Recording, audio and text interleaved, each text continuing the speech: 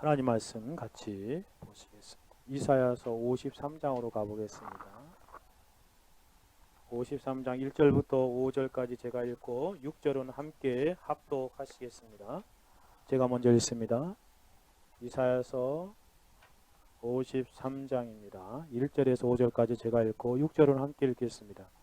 우리의 전한 것을 누가 믿었느뇨? 여호와의 팔이 누게 나타났느뇨? 그는 주 앞에 살아나기를 연한 순 같고 마른 땅에 나온 줄기 같아서 고운 모양도 없고 풍채도 없은즉 우리의 보기에 흠모할 만한 아름다운 곳이 없도다. 그는 멸시를 받아 사람에게 실어 버린 바 되었으며 간고를 많이 겪었으며 질고를 아는 자라. 마치 사람에게 얼굴을 가리우고 보지 않음을 받은 자 같아서 멸시를 당하였고 우리도 그를 귀히 여기지 아니하였도다. 그는 실로 우리의 질고를 지고 우리의 슬픔을 당하였거늘 우리는 생각하기를 그는 징고를 받아서 하나님께 맞으며 고난을 당한다 하였노라. 그가 찔림은 우리의 허물을 인하며 그가 상함 우리의 죄악을 인함이라. 그가 징계를 받음으로 우리가 평안을 누리고 그가 채찍에 맞음으로 우리가 나음을 입었도다. 같이 읽겠습니다. 우리는 다 양 같아서 그릇 행하여 각기 제 길로 갔거늘 여호와께서는 우리 무리의 죄악을 그에게 담당시키셨도다. 우리는 다 양 같아서 그릇 행하여 각기 제 길로 갔거늘 여호와께서는 우리 무리의 죄악을 그에게 담당시키셨도다. 아멘. 기도하고 하나님 말씀 듣겠습니다. 거룩하시고 자비로우신 아버지 하나님 감사합니다. 이 시간에도 하나님 말씀을 읽고 듣게 하시는 이 놀라운 은혜의 역사들을 이루심을 찬송합니다. 성령께서 우리 가운데 조명하여 주시고 성령께서 우리 가운데 역사하여 주셔서 하나님의 말씀을 바로 듣고 전할 수 있도록 도우시며 역사하여 주옵소서. 그래서 하나님의 말씀이 우리의 심령 안에 잘 깨달아지게 하여 주시고 우리의 영혼이 하나님의 말씀으로 말미암아 새로워지는 귀한 은혜의 시간이 되어질 수 있도록 주여 도와주옵소서. 오 아버지 하나님, 부족하고 연약한 종임을 주님 아십니다. 하나님의 거룩한 진리의 말씀 아래 종의 영혼을 감추시고 오직 하나님의 생명의 말씀만이 우리 가운데 흥하게 되어지는 일에 귀하게 사용되어질 수 있도록 주님 도우시며 역사하여 주옵소서.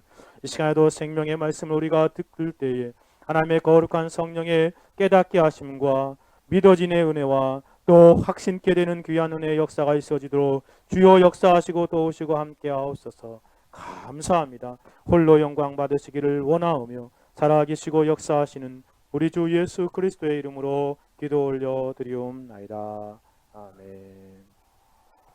특별히 오늘 이사야서 53장 6절을 중심으로 우리를 향한 대속의 사랑이라는 진리를 같이 한번 생각해 보기를 원합니다. 우리를 향한 대속의 사랑입니다. 아주 오래전에 언젠가 보았던 그림이 있습니다. 중고등부 학생들을 위해서 만들어진 그런 사파집이었습니다. 그 사파집을 이렇게 쭉 넘기면서 읽다가 그림을 보다가 심각하게 복음을 왜곡하고 있다는 생각을 한 그런 장면을 보게 되었습니다. 마치 만화식으로 그려진 그림인데요. 등장인물이 셋이었습니다. 한 분은 하늘에 계신 하나님이시고 또 한 분은 십자가에 달리신 예수 그리스도이시고 또 다른 인물은 십자가의 뒤에 숨어 있는 사람의 모습이 이렇게 뾰족 보이고 있었습니다.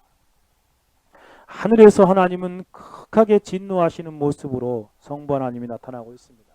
그리고 죄인인 인간은 두려워서 떨고 있었습니다. 그런데 십자가에 달리신 예수님은 그 하나님의 진노를 가로막으면서 그 말꼬리표로 달려있는 게 있는데 이렇게 써 있었습니다. 성부 하나님, 제가 이렇게 죄를 대신 짊어지니 저 죄인을 용서하여 주십시오 라는 문구였습니다. 아마 이 그림을 그린 사람은 이것이 십자가가 말하고 있는 진리라고 생각한 듯 싶습니다. 그러나 이러한 표현은 하나님과 십자가를 크게 오해하고 있다는 생각을 지워버리지 않을 수 없게 하는 표현입니다. 십자가는 하나님의 무서운 진노도 보여주지만 동시에 성부 하나님의 놀라운 사랑의 극치를 보여주고 있기 때문에 그렇습니다. 십자가는 삼위일체 하나님의 공의와 하나님의 사랑이 입맞추고 있는 곳이라고 말할 수 있습니다.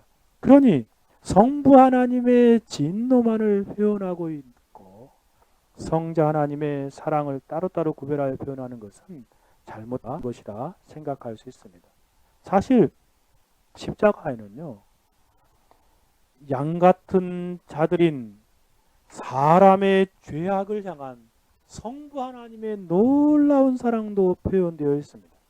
왜냐하면 성부 하나님께서 성자 하나님을 땅에 내어주셔서 우리를 향한 그 지극하고 놀라운 대속의 사랑을 나타내 보인 그러한 사건이기 때문에 그렇습니다. 자신에게 반역하고 제멋대로 살아온 인생들을 용서하시는 하나님, 또 사랑하시는 풍성한 은혜가 나타나는 것이 바로 십자가이지 않습니까? 성부 하나님은 십자가를 통해서 영광을 받으셨고 성자 하나님은 친히 십자가를 지심으로 하나님의 뜻을 남김없이 이루심으로 영광을 받으셨습니다. 또한 성령 하나님은 그 십자가를 오늘 우리의 메마른 심령에 적용하심으로 영광을 받으시고 계십니다. 그러므로 우리는 십자가의 찬란히 빛나는 하나님의 사랑과 공의가 동시에 나타나고 있는 영광을 보기에 성삼위일체 하나님을 찬양하고 높이는 삶을 살아갈 수밖에 없는 것입니다. 오늘 본문은 그리스도께서 십자가에서 담당하신 우리의 죄의 본질과 구체적인 죄가 무엇인지를 어느 구절보다 성경의 수많은 어떠한 구절들보다 더욱 명확하게 보여주고 있다고 할 수 있는 구절입니다. 십자가를 세우신 하나님 아버지의 놀라운 사랑을 보여주고 있습니다. 그래서 저는 오늘 본문을 통하여 먼저 죄의 본질이 무엇인가를 생각해 보고자 합니다. 그리고 하나님의 놀라운 대속의 사랑을 살펴볼 것이고 마지막으로 본문에 기초하여 본문에 발견된 교훈을 간단히 적용해 보고자 합니다. 질문하고 답하는 식으로 한번 본문의 설교의 논지를 전개해 보기를 원합니다. 먼저 죄의 본질에 관한 것입니다. 첫 번째 질문입니다. 죄의 본질은 무엇입니까? 오늘 본문에서 발견하는 죄의 본질은 무엇입니까? 첫째는 죄는 하나라는 사실을 오늘 본문이 보여주고 있습니다. 우리가 죄를 바르게 이해하기 위해서는 우선적으로 죄가 하나다, 전체로서의 하나라는 진리를 잘 알아야 하겠습니다. 죄가 여럿으로 구분되어 있는 것 같아 보여도 본질적으로 전체로서의 하나임을 우리가 잘 알고 있어야 하겠습니다. 오늘 6절에 보면 이렇게 표현하고 있습니다. 우리는 다 양 같아서 그릇 행하여 각기 제 길로 갔거늘 여호와께서는 우리 무리의 죄악을 그에게 담당시키셨도다 라고 표현하고 있습니다. 오늘 보면요, 히브리 원어로 읽어보면 참 재미있는 사실을 하나 발견하게 됩니다. 그것이 뭐냐면 첫 번째 단어가 쿠라누라는 단어로 시작합니다. 그리고 오늘 본문의 마지막 단어도 쿠라누로 끝나고 있습니다. 이 쿠라누라는 단어의 의미는 오늘 본문에서 우리 모두라는 표현입니다. 우리는 다라는 표현이 제일 먼저 그렇게 번역됐고요. 마지막으로 번역된 것은 우리의라는 그런 단어로 표현된 것입니다. We all이라는 표현이죠. 은하 성경에는 이 동일한 단어가 한 번은 우리는 다라고 먼저 번역됐고요. 뒷부분에서는 우리 무리에라고 번역되어 있습니다. 첫 단어는 양과 같다는 측면에서 그렇다는 것이고 두 번째 단어에 걸리는 단어는 우리 무리의 죄악이다라고 표현하고 있습니다. 즉 죄는 죄인데 우리 무리의 죄악이라고 표현합니다. 제가 개인적으로 본문을 살피면서 흥미로운 것은 우리 무리가 수식하고 있는 그런 단어입니다. 분명히 단어가 우리 무리라는 단어는 복수이지 않습니까? 우리 무리, we all 이라는 복수입니다. 그런데 그것이 수식하고 있는 단어를 살펴보면 양, 또 그 죄악이라고 말하는 그 죄악이라는 단어를 살펴보면 두 개 다 단수예요. 즉 양도 단수로 기록되었습니다. 양들이 아닙니다. 우리는 다 양 같아서 라고 표현하고 있습니다. 전체로서의 양이다, 하나의 양이다 라고 표현하고 있습니다. 그리고 또 무리의 죄악이라고 말하는데 그 죄악이라는 단어도 단수로 사용되고 있습니다. 즉 물론 우리라는 단어가 무리라는 단어의 전미사로 붙여져 있기 때문에 그렇게 표현할 수 있죠. 올이라는 단어가 집합명사이기에 단수를 수식하고 있다고 생각할 수 있습니다. 그러나 우리가 여기서 우리의 죄에 대한 성경의 특별한 가르침을 새롭게 다시 한번 구약적인 측면에서 발견하게 되는 것입니다. 그것은 죄의 악은 양과 같은 그런 모습으로 살아가고 있는 죄의 악은 단수라는 것입니다. 하나라는 것이죠. 우리는 생각하기를 그리스도께서 우리의 죄악을 담당했다라고 말할 때 언뜻 생각하면 이렇게 생각할 수 있습니다. 여러 가지 죄들을 생각하겠지요. 거짓말, 정욕, 음만, 음란, 시기, 살인, 미움, 질투, 싫어함, 속된 것, 속이는 것 그런 것들이라고 막 여러 가지를 생각해서 죄악 이렇게 죄악들로 생각하죠. 그러나 성경은 죄의 악을 단수로 사용하고 있다는 사실을 보십시오. 그리스도께서 대신 짊어지시고 죽으신 죄는 전체로서의 하나의 죄입니다. 전체로서의 하나라는 것입니다. 여러분 우리가 죄에 대하여 잘 알지 못하는 것이 있는데 그것은 죄가 이 하나라는 사실을 종종 망각한다는 것입니다. 죄는 하나의 전체로서의 하나라는 말입니다. 죄는 단수라는 것이죠. 죄는 하나입니다. 먼저 죄를 하나로 이해하지 못하면 그 사람은 죄를 잘 알지 못하는 것입니다. 죄의 본질을 놓치고 있는 것입니다. 많은 사람들에게 당신은 죄인입니까? 라고 물어보면 네 라고 대답합니다. 여러분에게 물어보아도 죄인입니까? 라고 물어보면 그렇게 대답할 것입니다. 그러나 정작 그 사람에게 죄의 본질이 무엇이냐?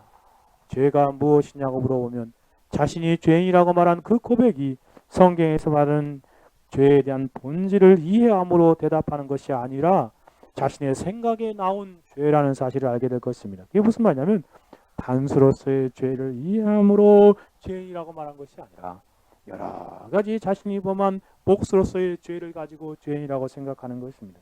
그렇게 되면 그 사람이 죄인이라고 생각해도 그렇게 말할지라도 그는 스스로 성경에서 말하는 죄의 본질을 알지 못하기에 죄인이라고 말하는 것을 부인하는 것이라고 생각할 수 있습니다.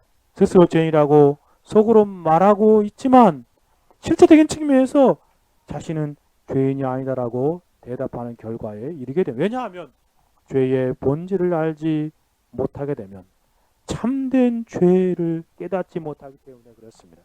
죄는 여러 가지로 복수로 이해하기 전에 본질적으로 하나라는 사실을 먼저 이해해야 합니다. 이것이 왜 그렇게 중요합니까? 죄가 하나라는 진리는 성경이 가르치고 있는 진리이기 때문에 그렇습니다. 그리고 전체로서의 하나의 죄를 그리스도께서 대속하신 것이기 때문에 그렇습니다. 그래서 죄를 전체로서의 하나로 알지 못하면 그리스도의 대속도 바로 알지 못하게 되는 것입니다. 성경을 살펴보십시다. 성경에서 말하는 죄는 하나입니다. 성경은 죄라는 표현을 사용할 때 특별히 그리스도의 구속과 대속과 관련된 죄를 말할 때 사용할 때는 주로 죄들이라고 사용하지 않고 죄라는 단수로 사용하고 있습니다. 사도 바울이 로마서에서 대표적으로 이 죄의 본질이 하나임을 명확히 말하지 않습니까? 로마서 3장 9절에 보니 이렇게 생각했습니다. 그러면 어떠하뇨? 우리는 나으뇨? 결코 아니라 유대인이나 헬라인이나 다 죄 아래 있다고 우리가 이미 선언하였느니라. 여기 다 죄 아래 있다라고 말하는데 죄들이라고 말하지 않고 단수로 하마르티안이라는 단어를 썼습니다. 단수요, 단수. 죄 하나 있는데 그 죄 하나의 아래 우리가 있다라는 표현입니다.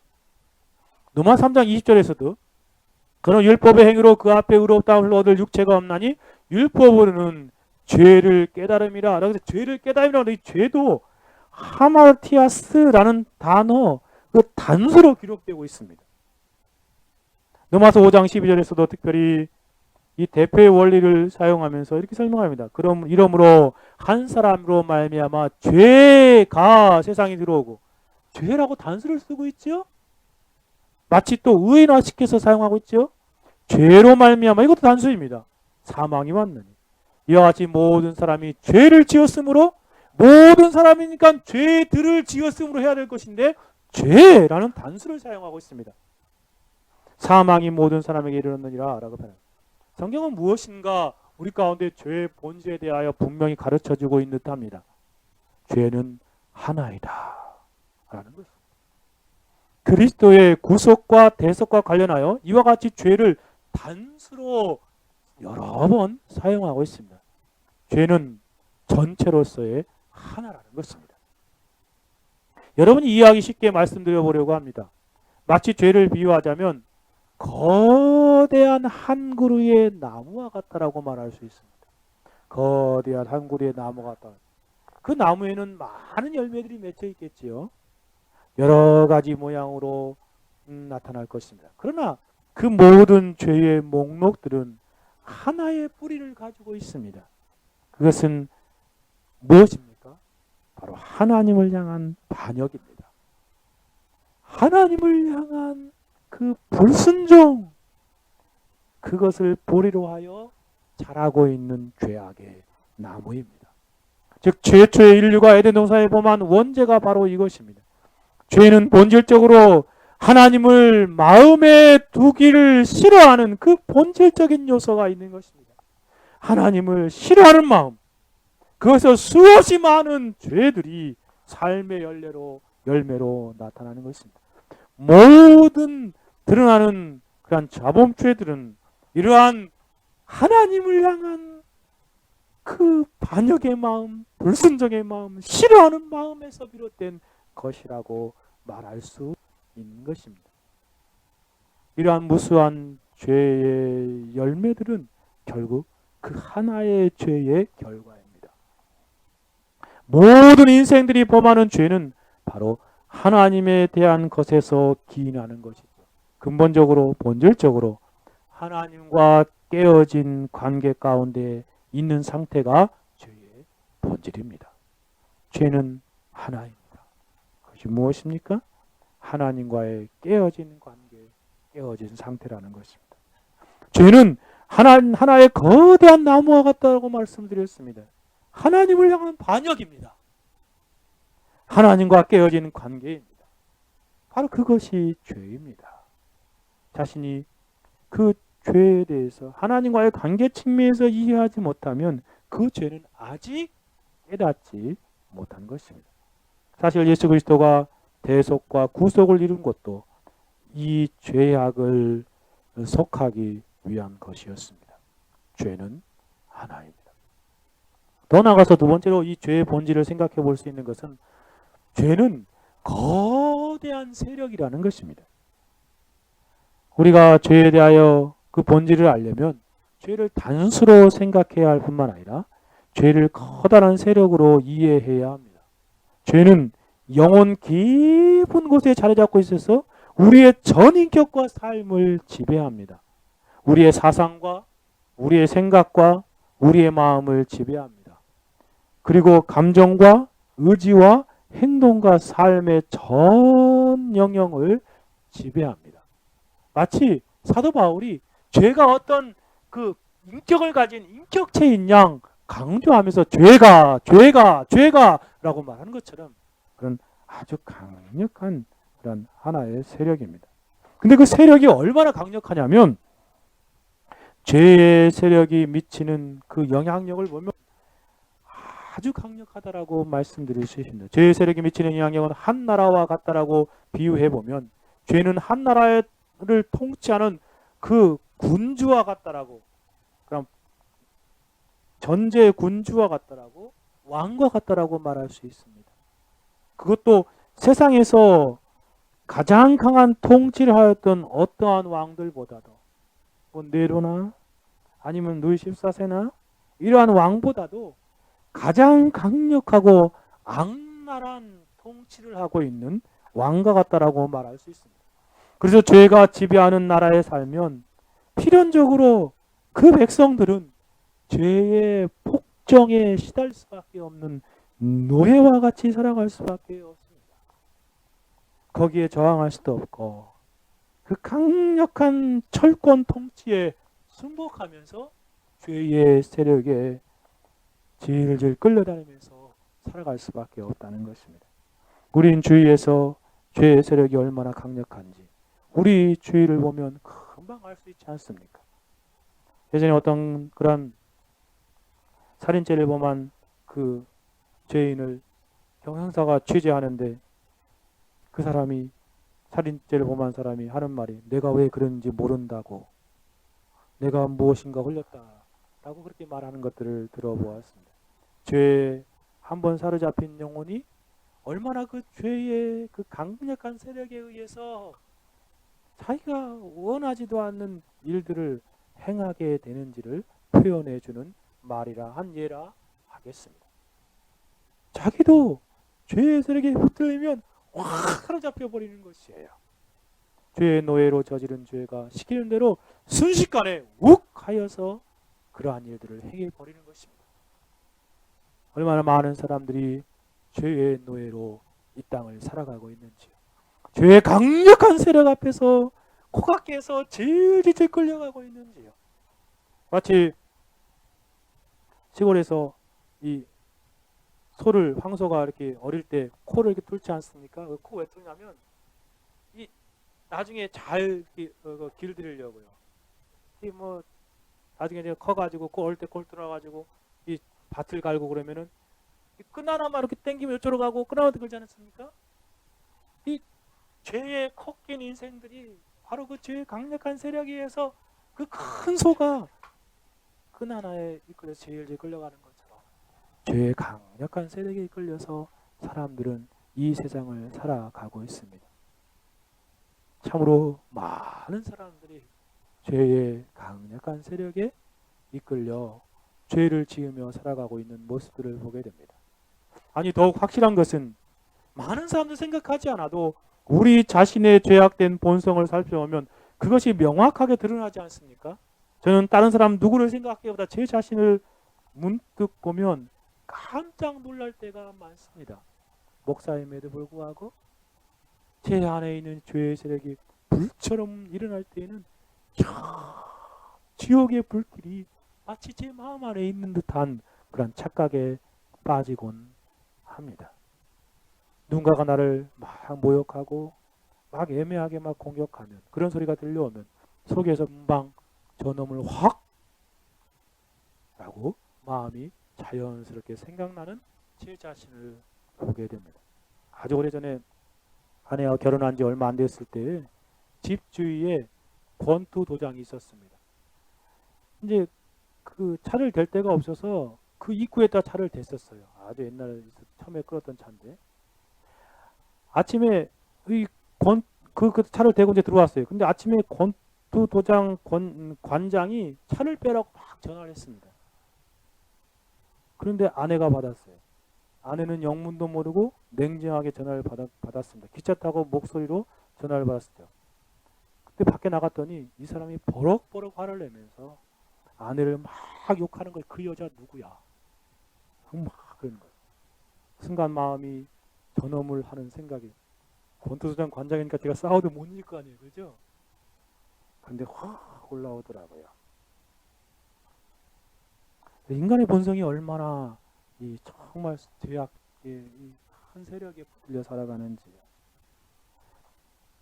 노이 존스는 그리스도인의 내면에 잔존하는 죄의 세력은 종이 호랑이와 같은 영역밖에 없다라고 말하는데 그럼에도 불구하고 그러한 종이 호랑이와 같은 신자의 마음 안에 잔존하고 있는 죄의 세력도 순간순간 그리스도의 내면에서 작용하게 되면 무섭고 끔찍한 모습으로 마음을 사로잡습니다.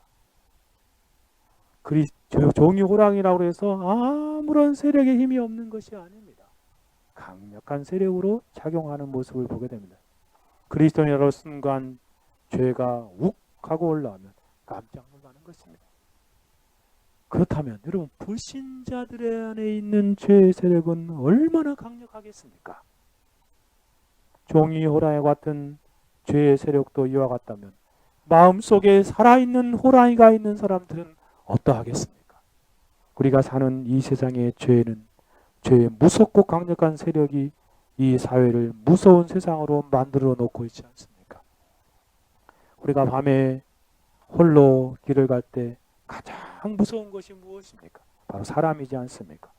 죄의 강력한 세력에 붙들려 있는 인생들, 그들이 무서운 것입니다. 사실 우리가 죄의 이러한 무서운 세력을 잘 알지 못하면 그리스도인이 진정한 의미에서 참된 그리스도인이 될 수 없습니다. 하나님이 창조하신 목적이 이러한 모습이 아니었습니다. 죄의 세력에 붙들려 하나님께 반역하며 살아가는 이러한 모습은 하나님의 창조의 목적과 정면으로 반하는 것입니다. 첫 번째 인류가 하셨듯이 하나님이 인류를 물로 심판하고자 한다면 인생들은 모두 영원한 멸망으로 갈 것입니다. 그러나 놀라운 것은 복음 안에서 하나님께서 이러한 자들에게 대속의 길을 여셨다는 것입니다. 죄의 세력에 붙들려 짐승처럼 노예처럼 비참하게 살아가는 인생들을 향한 하나님의 놀라운 긍휼과 사랑이 이 땅에 복음 안에서 나타났다는 것입니다. 하나님의 그 대속적인 사랑의 마음이 그 죄로운 세력부터 벗어날 수 있는 길을 열어놓으신 것입니다.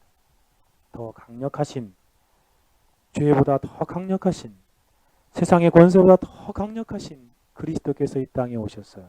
그 영혼들을 죄의 세력으로부터 건져내신 것입니다. 이것이 골고다 언덕에 십자가에 올라오신 대속적인 사랑의 한 모습입니다. 여러분, 오늘 본문이 보여주는 죄라는 것, 죄가 하나라는 것, 그리고 죄가 인간으로서는 이겨볼 수 없는 강력한 세력이라는 사실을 우리는 잘 이해해야 하겠습니다. 이것이 성경이 말하는 죄의 본질입니다. 여러분이 그 죄와 싸워 이겨보려고 한다 할지라도 여러분은 몇 번 계속해서 패배하는 삶을 살아갈 수밖에 없습니다. 그래서 그리스도께서 이 땅에 오신 것입니다. 그럼 두 번째 질문으로 한번 가봅시다. 첫 번째는 죄의 본질에 대해 두 가지 생각해 보았습니다. 하나는 하나다. 인간의 스스로 그것을 감당하며 이길 수 없는 강력한 세력이다. 거기에 노예로 붙들려 살아갈 수밖에 없는 그런 상태이다. 그럼 두 번째 질문으로 가봅시다. 그리스도 예수의 십자가를 통하여 대속한 죄가 무엇인지를 한번 생각해 봅시다. 성경은 이렇게 말합니다.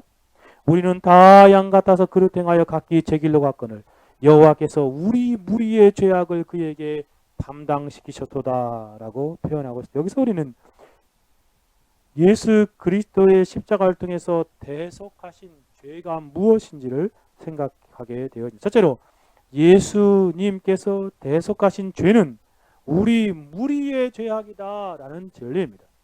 우리는 다 양 같아서 그릇 행하여라고 말하고 있습니다. 그리고 우리 무리의 죄악을 그에게 담당시켰다고 말하고 있습니다. 여러분, 예수님이 십자가에 대속하신 죄에 대하여 생각해 볼 때 그것이 어떠한 죄라고 생각하십니까? 우리는 여러 가지 죄에 대한 목록을 말할지 모릅니다. 도덕적인 죄, 법률적인 죄, 종교적인 죄를 생각할지도 모르겠습니다. 예수님 물론 그러한 죄들을 위해서도 십자가에 죽으셨습니다. 그러나 우리가 먼저 알아야 할 것은 오늘 오늘 선지자가 말하고 있는 것은 우리 무리의 죄악이다라고 말합니다. 우리는 다 양 같아서라고 표현하고 있다. 즉 모든 인간들의 공통적인 죄 때문에 십자가에서 죽으셨다는 말씀입니다. 특별히 선지자가 우리는 다 양 같아서 그릇 행하여라고 말하는 것은 묵상해 보면 하나님을 떠난 인생들이 하나님 없이 자기 소견에 오른 대로 행하는 자기 마음대로 살았던 그 죄, 하나님과의 관계가 깨어지게 했던 그 죄, 하나님을 외면하며 살아가게 했던 그 죄를 그리스도께서 담당하셨다는 것입니다. 하나님 없이 하나님의 창조의 계획과 무관하게 살아가는 인생들의 죄를 위하여 예수 그리스도께서 죽으신 것입니다. 하나님이 인간을 창조하신 목적인 하나님과의 친밀한 교제를 누리며 살아가고 하나님 기쁘시 하는 삶을 살아가며 하나님의 영광을 위해 살아갈 인생들이었습니다. 그것이 하나님의 형상대로 창조된 인생들의 모습입니다. 그러나 인생들이 아담 안에서 죄를 범함으로 하나님의 계획대로 하나님을 향하여 하나님을 살아가지 아니하 하나님을 등지고 자기 마음대로 살아가는 그 죄를 위해서 예수 그리스도의 십자가에 죽으신 것입니다. 그리스도의 이러한 죄를 대속하기 위해서 십자가에서 죽으신 것이죠. 하나님을 떠나 제멋대로 살아가는 인생들, 하나님 없이 내 마음대로 내 자신대로 살아가셨다고 생각하는 그렇게 살아가는 인생, 그러한 죄악들을 그리스도께서 대속하신 것입니다. 그리스도께서 대속하신 죄는 1차적으로 바로 이러한 죄악입니다. 전체로서의 하나의 죄를 말하는 것입니다. 그런데 선지자는 하나님을 떠나 살아가는 인생들의 죄악을 양에 비유하고 있습니다. 우리는 다 양 같아서라고 말하고 있죠. 여러분, 인생의 죄가 양과 같다라는 표현이 좀 낯설지 않습니까? 왜냐하면 우리가 생각하는 양의 이미지는 좀 양과 같다? 라는 그 우리나라 동양 특히 우리나라에서 이해하는 양의 이미지는 좀 긍정적인 측면이 있기 때문에 그렇습니다. 그런데 본래의 양의 이미지는 전혀 다른 것입니다. 성경에서는 그 본래의 양의 모습을 이해하고 말하고 있는 것이죠. 그래서 양과 같다고 표현한 것입니다. 우리가 알고 있는 양은 어떠한 모습입니까? 온순하고 말 잘 듣고 친근하고 깨끗한 동물로 생각합니다. 그런데 본래의 양은 그러한 양이 아니라는 것입니다. 양을 키워본 사람들의 말을 빌려보면 양은 우리가 생각하는 그 이미지와 전혀 다른 모습입니다. 중동 지방에 있는 원래의 양들은 어떠한 모습이냐면요, 아주 어리석은 모습입니다. 근시안이어서 바로 1m 앞분이 보지 못한다고 말합니다. 그리고 고집이 아주 세다라고 말합니다. 그래서 말을 잘 안 듣고 지저분한 동물이라고 일컬어집니다. 오늘 보면 그 양의 본래 특징을 알아서 우리는 다 양과 같다라고 말하는 것입니다. 그래서 중동 지방의 사람들은요, 가장 듣기 싫은 욕이 있습니다. 그게 뭔지 아십니까? 저 양 같은 놈. 양 같은 놈이 제일 듣기 싫은 욕이라는 말입니다. 우리가 생각하기에는 양 같은 놈, 그러면 아주 좋은 그런 어떤 표현인 것 같은데, 이 사람들은 우리나라에서 말하는 어떤 모습 같냐면, 우리나라에서는 개 같은 뭐 그렇게 말하면 그 참 그게 듣기 싫은 표현이지 않습니까? 근데 이 사람들은 양 같은 놈이라는 것이 우리나라 생각하는 개 같은, 그다음 또 돼지 같은 이러한 욕에 해당되는 것이란 말이에요. 양은 바로 이것처럼 정말 고집이 세고 말 안 듣고 지저분한 그런 동물로 대표하는 그런 본래 특징을 보여주고 있습니다. 그러면서도 양의 가장 큰 특징이 있습니다. 그러한 모습임에도 불구하고 그러한 모습이기에 목자의 돌봄이 없이는 살아갈 수 없는 철저히 목자에게만 의존적인 동물입니다. 지극히 근시여서 맹수로부터 어떠한 방어수단도 없는 동물들이 참 연약한 존재들이죠. 선지자는 우리를 향하여 양과 같다라고 말하는 것은 그렇게 못돼 먹은 제멋대로인 인생 죄인들이었는 그렇게 말하는 것입니다. 동시에 목자이신 하나님 없이는 살아갈 수 없는 하나님 의존적인 인생이라는 것을 강조하기 위해서 이 비유를 사용하고 있습니다. 우리는 다 양 같아서 그릇 행하여 각기 제 길로 갔다 라고 말하고 있습니다. 혼자서는 살아갈 수 없는 동물임에도 불구하고 하나님의 도움과 돌봄을 거절하는 외면하는 모습으로 살아갔다는 것입니다. 하나님의 도움과 돌봄이 절대적으로 필요한 인생임을, 양과 같은 인생인데도 불구하고 그들은 그렇게 하나님을 외면하며 살아갔다는 것입니다. 선지자는 우리가 다 양 같아서라고 말하면서 자기 자신도 그 무리에 포함시키고 있음을 보게 됩니다. 선지자는 하나님 앞에서 하나님 없이 살아갈 수 없는 자신의 존재를 인식하고 있습니다. 사실 성도라고 하면 이렇게 고백할 수밖에 없지 않습니까? 하나님 없이 살아갈 수 없는 죄인입니다. 사실 이것을 깨달은 사람이 성도이고 깨닫지 못한 사람이 불신자라 하겠습니다. 하나님 없이도 살아갈 수 없다고 생각하는 자는 아직도 자신에 대하여 알지 못하는 것입니다. 하나님의 도우심이 없이는 살 수 없는 인생임에도 불구하고 인생도 이렇게 하나님을 거부하고 살아가는 이유가 무엇입니까? 그것은 바로 무지와 고집 때문에 그렇습니다. 자신을 알지 못하는 무지가 하나님을 등지고 자기 마음대로 살아가게 했습니다. 이 무지가 십자가를 붙들지 못하게 하고 여전히 목자 없는 양과 같이 유리방황하는 삶을 살아가게 하는 것입니다. 또한 하나님의 은혜로 복음이라는 찬란한 빛이 자신을 알게 하고 그리스도를 발견하게 했음에도 불구하고 여전히 하나님을 외면하고 등지고 살아가며 양과 같이 제멋대로 살아가며 악한 고집을 피우는 것은 무엇입니까? 그러한 적극적인 불순종이 하나님을 등지게 하는 것도 하나님을 향한 무지요 고집 때문에 그렇습니다. 하나님께서 이러한 무지와 고집과 불순종으로 하나님을 향하여 반역하고 불의한 삶을 사는 인생들을 대속해 주어야 할 이유가 어디에 있겠습니까? 모든 인생은 그대로 반역의 대가로 그냥 지옥에 가서 영원히 고통을 받아야 마땅하였습니다. 그런데 하나님은 그들을 사랑하셔서 그리스도를 보내주신 것이지 않습니까? 그들을 향한 대속적인 사랑이, 양과 같은 인생들을 향한 대속적인 사랑이 바로 그들의 모든 죄악을 담당케 하실 그리스도를 이 땅에 보내주신 것이, 이러한 하나님의 대속적인 사랑을 하는 성도는 참으로 하나님을 찬양할 수밖에 없을 것입니다. 그리스도께서 대속하신 죄악, 바로 양과 같은 우리의 무리의 죄악입니다. 예수 그리스도께서 하나님을 향한 등진 인류의 공동적인 죄, 이 전체로서의 하나의 죄를 대속하시기 위해서 이 땅에 임하신 것입니다. 그리스도께서 담당하신 죄가 바로 1차적으로 그것입니다. 그러므로 우리는 전체로서의 그 하나의 그 죄를 담당하신 그리스도, 우리의 모든 죄, 그 본질적인 죄를 담당하신 그리스도를 본문에서 만나게 되는 것입니다. 또 한 가지 그리스도께서 담당하신 죄가 무엇인지 생각해 봅시다. 둘째는 예수 그리스도께서 대속하신 죄는 각자의 구체적인 개별적인 죄악도 생각해 보아야 합니다. 왜냐하면 본문에 이렇게 말합니다.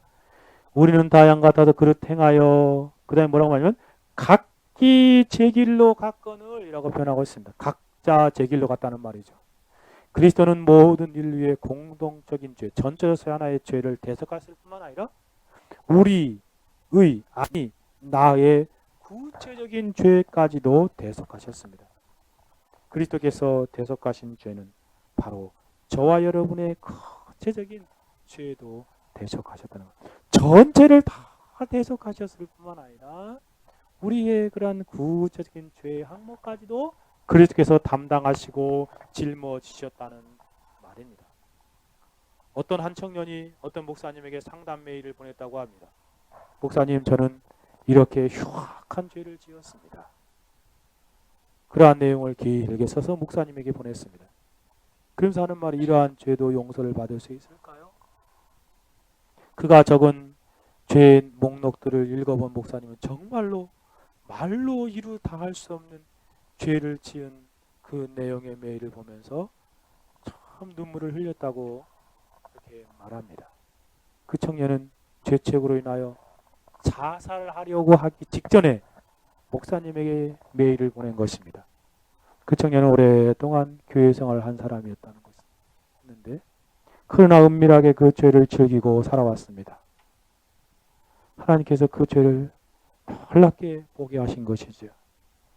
죄가 점점 그 청년을 사로잡아서 이제는 돌이킬 수 없는 상태에 이르게 되었습니다. 그래서 막다른 골목에서 나 같은 존재는 죽어버려야 해 라고 자살을 계획하고 있었습니다.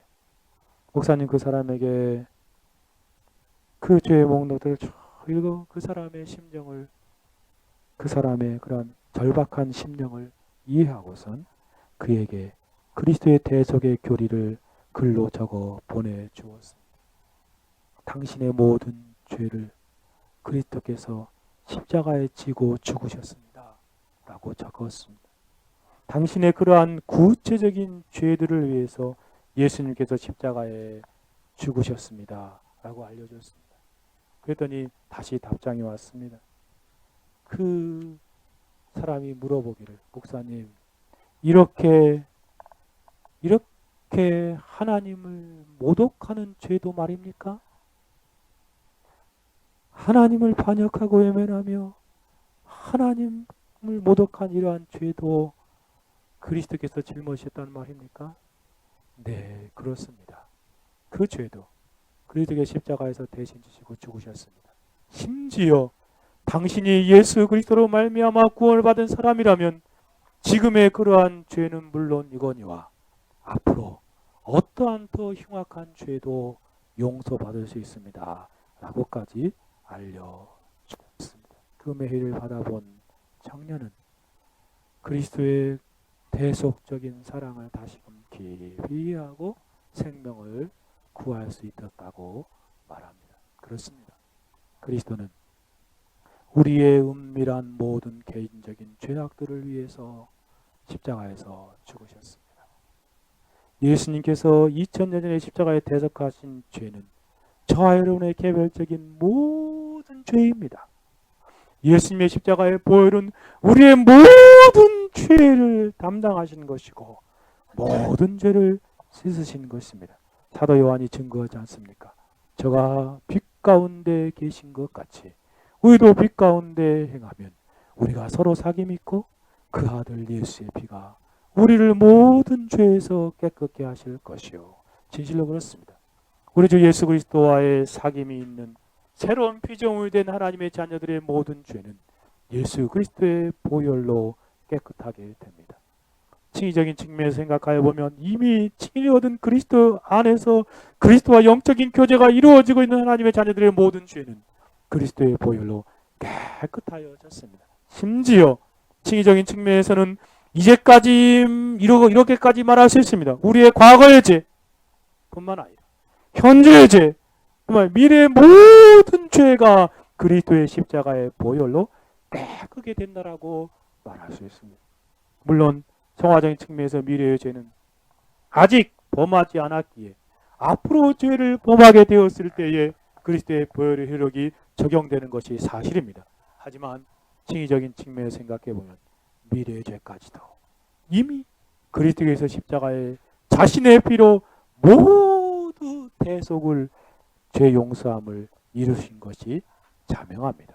중요한 사실은 그리스도의 십자가의 보혈은 택함받은 성도 하나님의 자녀들의 모든 개별적인 죄를 정결케 하실 수 있고 실제로 깨끗하게 하며 지속적으로 깨끗게 하실 것이라는 진리입니다.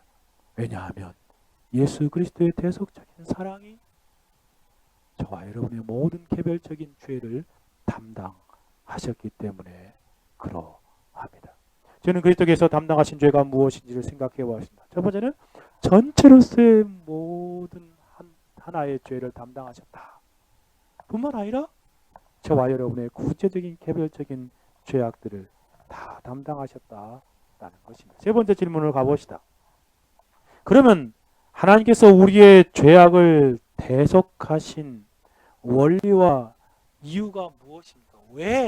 왜 그와 같은 놀라운 대속의 은혜를 허락해 주신 것입니까? 대속하신 이유가 무엇입니까? 본문은 이렇게 말합니다. 여호와께서 우리의 무리의 죄악을 그에게 담당시키셨도다.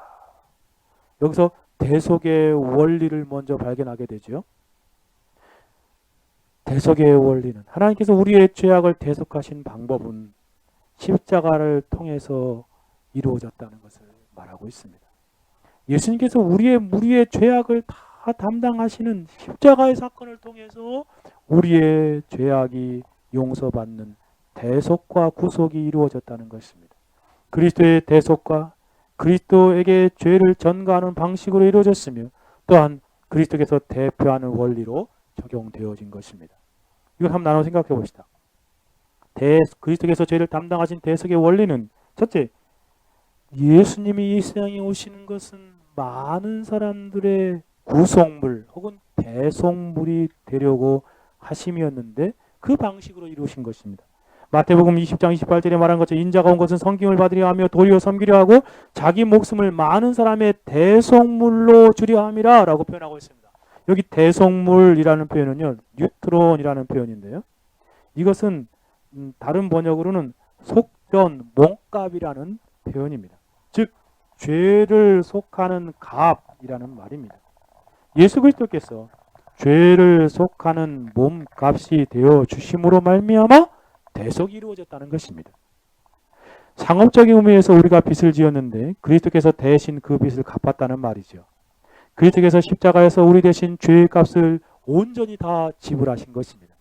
창세전에 삼위일체 하나님이 구속 협약 안에서 상호 경륜적인 구원을 이루시기로 계획하셨습니다. 그리고 각자 역할을 분담하셨습니다. 성부 하나님께서는 자기 백성들의 모든 죄의 밑을 그리스도에게서 찾으시기로 약속 정하셨습니다. 그리고 성자 하나님이신 그리스도께서는 그들의 죄악의 빛이 얼마나 되든지 간에 아버지께서 자기에게 감당케 하신 한 사람 한 사람의 모든 죄의 빛을 책임지기로 약속하신 것입니다. 그리고 성령께서 하나님께서 그리스도의 구속의 값을 택함하는 성도들에게 적용하기로 하셨습니다. 이렇게 창세전에 있었던 삼위일체 하나님의 구원 협약의 방식으로 말미암아 그리스도께서 이 땅에 오셔서 죄의 값이 되심으로 말미암아 대속과 구속을 이루신 것입니다. 우리는 대속의 원리를 삼위일체 하나님의 구원 협약 안에서 밟아야 합니다. 그 안에서 그리스도의 구속, 대속으로 이루어진 일입니다. 성부 하나님께서 그리스도께 짊어지게 하신 우리의 죄악은 그리스도께서 스스로 우리의 죄악을 친히 담당하심으로 대속을 이루신 것입니다. 보라, 세상 죄를 지고 가는 하나님의 어린 양이라고 말한 것처럼 성부 하나님께서 지게 하셨고 성자 하나님께서 그것을 담당하심으로 우리의 모든 무거운 죄악의 짐을 대속하신 그 놀라운 은혜입니다. 이것처럼 그리스도의 대속의 방식입니다. 그리스도의 친히 죄의 값이 되어주심으로 이루어진 것이죠. 또한 생각해 볼 수 있는 것은 여기서 우리는 또 한 가지 발견하는 그러한 진리는 전가의 교리입니다. 하나님의 백성들의 죄가 그리스도에게 실제적으로 옮겨져서 그렇게 대속이 이루어졌다는 것입니다. 즉 그리스도는 하나님의 관점에서 보았을 때 실제로 우리의 죄를 담당하심으로 그리스도가 죄를 지은 것처럼 취급당하신 것입니다. 바로 전가받은 그 죄가 우리의 죄이지만 그리스도께서 전가받으심으로 말미암아 그리스도의 죄가 된 것입니다. 이 놀라운 이 신비를 아시겠습니까? 우리의 죄인데 분명히 그리스도는 죄가 없으신 분이고 우리의 죄인데 그리스도께서 우리의 죄를 대신 가져가셔서 자신의 죄로 그 값을 자신의 죄로 여기시고 값을 치르고 이 얼마나 놀라운 신비입니까? 무지하신 분이 우리의 모든 죄를 짊어지시다니요. 사실 저는 이 진리가 어떻게 이루어졌는지 설명할 수 없습니다. 너무나 신비로운 일입니다. 다만 저는 성경이 가르쳐주는 대로 성경의 진술을 통하여 이해할 뿐입니다. 성경은 말합니다. 고린도후서 5장 21절에 하나님이 죄를 알지도 못하신 자로 우리를 대신하여 죄를 삼으신 것은 그렇습니다. 우리의 죄였는데 그리스도께 그 죄가 전가되심으로 우리를 대신하여 죄를 삼으신 것이 되어진 것입니다. 그것은 우리로 하여금 저 안에서 하나님의 의가 되게 하려 함이라 라고 표현하고 있습니다. 더 놀라운 것은 그리스도께서 친히 자원하여 이 일을 감당하셨다는 것입니다. 성부 하나님이 그것들을 억지로 시켜서 죄를 담당하게 하신 것이 아니라 그리스도께서 친히 자기 스스로 그 우리의 죄를 담당하셔 전가 받으심으로 말미암아 그 죄를 해결하셨다는 것입니다. 베드로전서 2장 24절에 말한 것처럼 친히 나무에 달려 그 몸으로 우리 죄를 담당하셨으니 친히 스스로 힘셀프 자기 스스로 나무에 달려서 그 몸으로 우리 죄를 담당하셨다고 말하고 있습니다. 이는 우리로 죄에 대하여 죽고 의에 대하여 살게 하랍니다.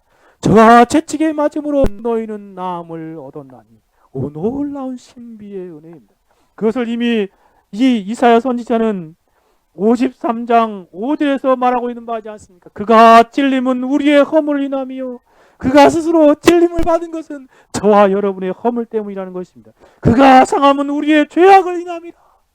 그가 징계를 받음으로 우리가 평안을 누리고 그가 채찍에 맞음으로 우리가 나음을 입어도다 말한 바와 같습니다. 우리의 죄를 전가 받으심으로 우리 대신 그 죄의 형벌을 받으신 것입니다. 한 가지 더 생각해보자 하면 여기서 발견하는 교리가 이 대속을 이루는 결과가 대표의 원리가 적용된 것임을 알게 됩니다. 우리는 한 사람 아담 안에서 모두 죄인 되었지 않습니까? 아담에게 속한 사람으로 이 땅에 태어난 모든 인생들은 아담 안에서 죄인이었습니다. 그것이 바로 하나님과의 관계의 죄입니다. 전체로서의 하나의 죄이죠. 사실 우리는 아무것도 할 수 없는 상태에 있었지만 아담이 타락하는 순간에 우리는 아담 안에 있었습니다. 그래서 아담이 선악과를 딱 따먹을 때 우리도 아담 안에서 함께 따먹은 것입니다. 왜? 이것이 대표의 원리입니다. 이 아담 안에서 대표의 원리로 우리가 죄인이 된 것입니다. 그러하듯이 대속도 마찬가지입니다. 동일한 원리가 적용됩니다. 그리스도 예수 안에 있는 죄 용서함도 회복도 바로 대표의 원리가 그대로 적용됩니다. 그리스도께서 죄악을 담당하시고 우리를 대표하여 죽으심으로 우리의 모든 죄가 깨끗하게 되어진 것입니다. 이러한 대표의 원리를 사도 바울은 로마서 5장에서 잘 말하지 않습니다. 12절에 이러므로 한 사람으로 말미암아 죄가 세상에 들어오고 죄로 말미암아 사망이 왔네. 이와 같이 모든 사람이 죄를 지었으므로 사망이 모든 사람에게 이르렀느니라. 17절에 한 사람의 범죄로 인해 사망이 그 한 사람으로 왕노릇 하시되 더욱 은혜와 의의 선물을 넘치게 받은 자들이 한 분 예수 그리스도로 말미암아 생명 안에서 왕노릇 하리로다. 그랬습니다. 그리스도께서 우리를 대표하여서 우리에게 있는 모든 죄를 가져가시고 대신 그것을 속하심으로 말미암아 그 은혜와 그 놀라운 은혜의 선물로 우리가 하나님의 은혜 안에서 생명을 누리는 삶을 살아가게 되었다는 것입니다. 이것이 바로 대속의 원리입니다. 그리스도께서 우리의 모든 죄를 전가받으시고 대속의 값으로 자신의 몸을 공값, 죄의 값을 치르시고 우리의 죄를 대신 전가받으시고 대표로서 우리의 모든 죄를 깨끗하게 하신 것입니다. 그러면 여기서 중요한 한 가지 질문이 더 생기게 됩니다. 그것은 성부 하나님께서 성자 하나님에게 우리의 죄를 담당하게 하신 이유가 무엇입니까? 원리는 바로 성부 하나님께 성자 하나님에게 그 죄를 담당하게 하신데 그래서 친히 스스로 그것을 담당하시는 말미암아 우리의 구속과 대속을 이루셨다고 말씀드렸습니다. 근데 그 이유가 무엇이냐면 왜 그렇게 하신 것입니까?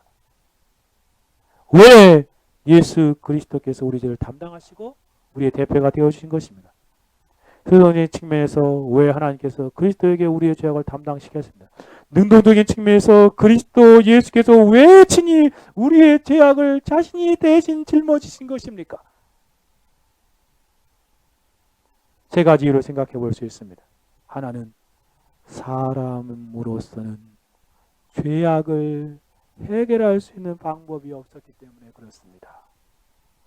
사람 스스로는 죄를 해결할 수 있는 방법이 없었기 때문에 전무하였기 때문에 그리스도께서 대신 우리의 죄를 해결하신 것이라는 말씀입니다.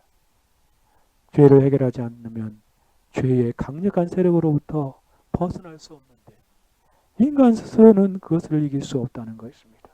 그래서 그리스도께서 대신 행하신 것입니다. 마가복음 10장 27절에 말한 것처럼 예수께서 저희를 보시고 하사 사람으로서는 할 수 없을 때 사람으로서는 불가능한 일이었습니다. 죄 용서함 받고 천국에 들어갈 수 있는 일은 사람으로서는 불가능할 수. 보자가 천국에 들어간 것은 낙타가 바늘기로 들어가는 것 같다고 말한 것처럼 사람으로서는 이 놀라운 구속의 은혜들을 만들 수 없었습니다. 사람으로서는 할 수 없을 때 하나님으로 그렇지 아니하니 하나님으로 다 할 수 있느냐. 그래서 예수 그리스도를 통해서 그와 같은 놀라운 구속과 대속을 이루신 것입니다. 또 한 가지 이유가 있습니다. 그것은 영원하신 분이 아니면 영원한 죄의 값을 치를 수 없기 때문에 그렇습니다. 왜 예수 그리스도께서 대속과 구속을 이루신 것입니까? 영원하신 분이 아니면 그 영원한 죄악의 값을 지불할 수 없었기 때문에 그렇습니다. 지난주에 목사님들과 스티븐 차녹의 하는 지식 마지막 부분을 2권 마지막 부분을 은혜 가운데 나누면서 큰 은혜를 드렸습니다. 예전에 조나단 에드워드가 기독교 중심이라는 책에서 사람의 죄가 무한하신 하나님에게 지은 죄이기에 그 죄는 무한한 죄라고 말하였고, 그 무한한 죄는 오직 무한한 값으로만 지불될 수 있기에 무한하신 예수 그리스도께서 오셔서 구속을 이루셨다라고 그렇게 문구를 읽으면서도 참 감동이 컸었습니다. 아주 오래전에 그 책을 한 몇 번 읽으면서 그랬었습니다. 그런데 대체 조나단 에드워드가 이러한 인사이트를 어디서 얻었을까 궁금했었거든요. 근데 바로 스티븐 찬옥에서 얻었더라고요. 스티븐 찬옥이 하나님 아는 지식에서 그 점을 동일하게 설명하더라고요. 그래서 그 부분을 발견하고 참 다시 한번 큰 은혜에 잠기게 되었습니다. 5분이서 같이 그 부분을 생각하는데 정말 은혜롭더라고요. 그 스티븐 찬옥이 썼던 내용을 한번 간략하게 한번 요약적으로 한번 여러분에게 그대로 읽어드릴게요. 스티븐 찬옥이 이렇게 질문합니다. 그리스도의 희생 제사를 하나님이 받을 만한 것이요 우리에게 효과가 있는 것으로 만들어진 것은 무엇입니까? 이에 답하기를 그리스도의 인격이 가진 품격입니다. 열등한 것은 우월한 본성의 안식과 만족이 될 수 없습니다. 그러므로 오직 무한한 것만이 무한한 존재의 안식과 만족이 될 수 있습니다. 그리스도의 고난은 부분적으로 유한하고 부분적으로 무한합니다. 그리스도의 지속 시간이라는 면에서는 유한했습니다. 고난을 겪은 직접적인 주체, 즉 그리스도의 인성이라는 면에서 유한했습니다. 그리스도의 인성은 피조물이기 때문에 무한할 수 없습니다. 마찬가지로 전지전능할 수도 영원할 수도 없습니다. 그러나 그의 고난은 감당한 인격체라는 면에서 그 고난은 무한한 것이었습니다. 야, 이 부분을 묵상하는데 정말 놀랍더라고요. 이 감당한 인격체 안에서 그리스도의 고난이 무한한 죄값을 치르기 위해 충분한 무한한 것이었다는 것입니다. 그 신성은 인성과 결합되어 있습니다. 그러므로 무한한 죄는 무한한 하나님께 범한 죄이기 때문에 무한한 형벌을 받아 마땅한 것처럼 그리스도의 제사는 무한한 인격체가 드린 것이기 때문에 무한한 영접을 받아 마땅합니다. 그리스도의 이러한 제사를 즉 무한한 속죄 능력을 낳은 제사를 드렸던 것입니다. 라고 설명하고 있습니다. 그렇습니다. 그리스도만이 무한하신 그리스도만이 무한한 죄를 다 치를 수 있었던 것입니다. 그렇기 때문에 그리스도께서 오셔서 대속과 구속을 이루신 것입니다. 계속하기를 이렇게 말합니다. 그리스도의 제사가 무한한 가치를 가지는 것은 그리스도 자신을 드렸기 때문이 아니라 자신을 즉 자신의 신성과 결합하여 스스로 정결하게 하신 한 봉헌을 드렸기 때문에 그게 무슨 말인지 아시죠? 이게 뭐냐? 그리스도 인성 자체를 드렸기 때문이라는 것이 아니란 말입니다. 그의 육체를 드렸기 때문이 아니라는 것입니다. 그 안에 놀라운 표현은 자신의 신성과 결합하여 있는 인격체를 스스로 한 봉헌물로 영원하고 무한한 그 대속물로 하나님 앞에 드렸기 때문이라는 말입니다. 영원하신 성령으로 말미암아 흠없는 자기를 하나님께 드렸기 때문에 그렇습니다. 그리스도는 죄책이 없었습니다. 단지 법률적인 면에서 즉 그리스도가 자발적으로 죄인을 대신하여 처벌을 받겠다고 한 점에서 죄에 대한 책임이 있었을 뿐입니다. 마찬가지로 그리스도의 신성은 고난을 받을 수 없지만 이 부분이 참 탁월합니다. 고난을 받을 수 없지만 간주라는 방식으로 고난을 받으신 것입니다. 그러므로 그리스도가 육체를 가졌을 때 흘린 피는 사람의 피였습니다. 하지만 그 피는 그리스도라는 인격체의 피이기에 하나님의 아들의 피였습니다. 하나님의 피였습니다. 여러분, 그러니 이 하나님의 아들의 피, 하나님의 피가 저와 여러분의 무한한 죄를 대속할 수 있었던 것입니다. 이 하나님의 피라는 말이 대체 무슨 말인가 고민했는데 성경에 있는 근거 한 구절을 들더라고요. 사도행전 20장 28절. 너희는 자기를 위하여 또는 온 양떼를 위하여 삼가라. 성령이 저들 가운데 너희로 감독자를 삼고 하나님이 자기 피로 사신 교회를 치게 하셨느냐. 그리스도의 십자가에서 흘리신 피는 하나님이 자기 피로 흘리신 것이다. 그러기에 이 영원하고 무한한 그 죄의 값을 하나님의 피인 그리스도의 보혈만이 속할 수 있기 때문에 이 방식으로 그리스도께서 고난을 당하신 것입니다. 한 가지 더 이유가 있습니다. 그것은 뭐냐면 선택 안에 있는 저와 여러분, 하나님의 자녀들을 향한 하나님의 말로 닿을 수 없는 사랑 때문에 그와 같은 일이 이루어진 것입니다. 성부 하나님께 성자 하나님을 우리의 죄를 담당케 하신 이유는 사랑 때문에 그렇습니다.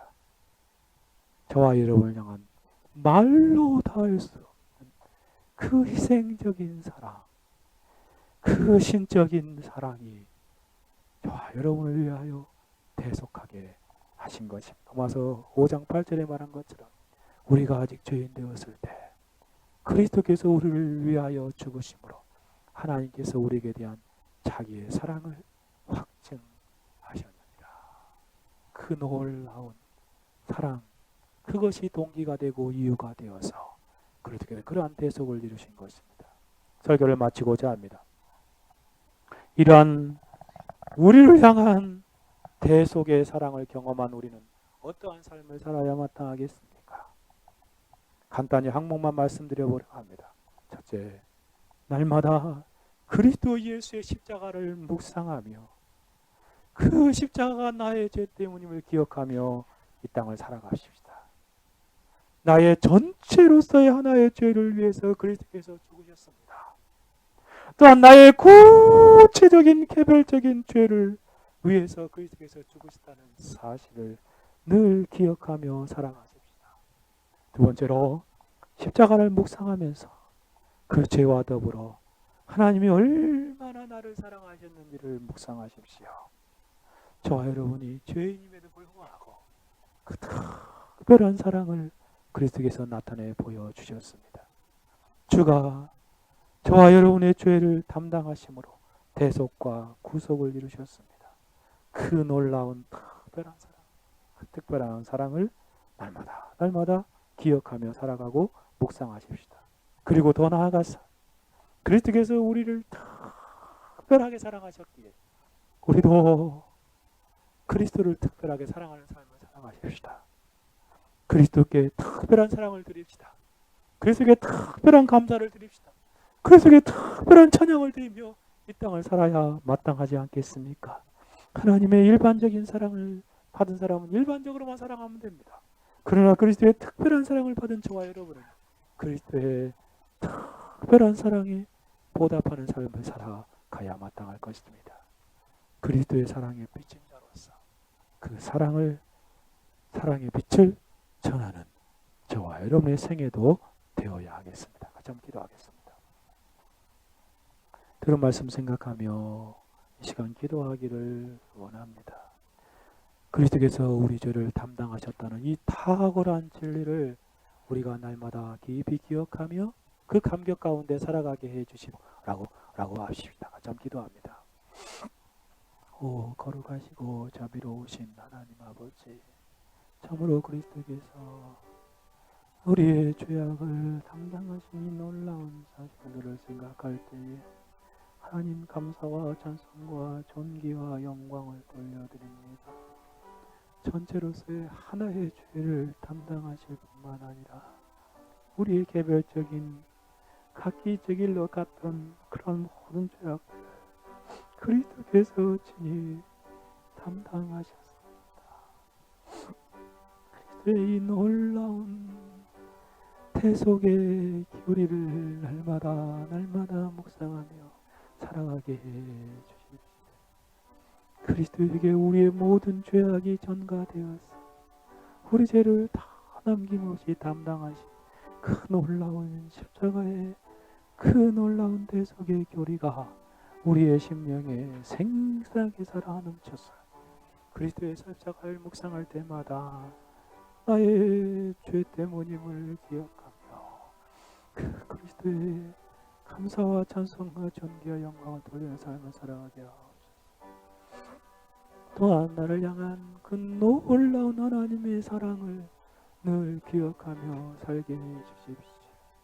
특별한 사랑을 받은 자로서, 특별하게 하나님을 사랑하며 특별하게 하나님께 감사하고 특별하게 하나님께 찬송하는 삶을 살아가기에 부족함이 없도록 도와주옵소서.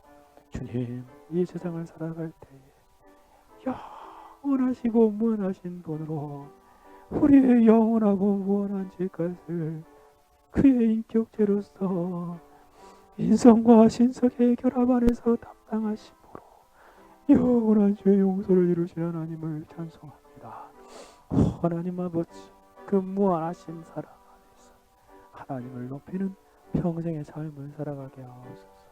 그리스도의 사랑에 비친 자로서 하나님의 사랑의 빛을 갚는 삶을 살아가게 감사합니다. 홀로 영광 받으시기를 원하오며 살아 계시고 역사하시는 우리 주 예수 그리스도의 이름으로 기도하옵나이다.